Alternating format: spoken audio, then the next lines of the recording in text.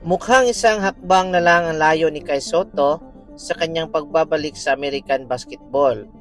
Ayon sa bagong ulat, isang final document na lang ang hinihintay bago tuluyang ma-finalize sa kanyang paglipat sa US NCAA. Ano ang ibig sabihin nito para sa kanyang karir at para sa Gilas Pilipinas? Alamin natin. Ayon sa ulat, nasa huling yugto na ng proseso ng paglipat ni Kai Soto sa isang US NCAA program. Sa ngayon, isang final document o clearance na lamang ang kulang bago tuluyang makumpleto ang kanyang eligibility at maging opisyal ang kanyang pagpasok. Malaking balita ito dahil ipinapakita lamang na hindi chismis o simpleng interest ang usapin.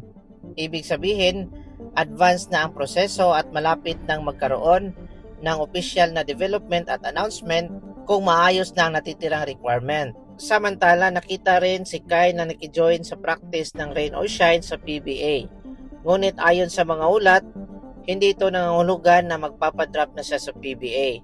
At ikinumpirma ito ni Coach Yingyao na bahagi ito ng pagsasanay ni Kai Soto para mapanatiling nasa kondisyon papuntang US NCAA. Kung matutuloy ang US NCAA ni Kai, malaking oportunidad ito para sa kanyang development.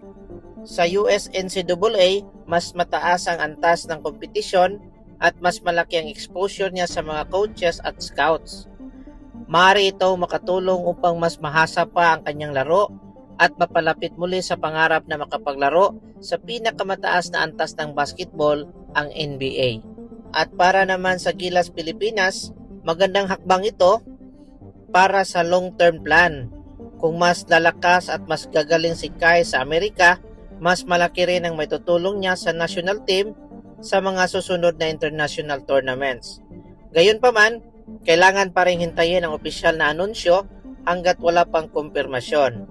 Hindi pa rin masasabi na tapos na ang proseso.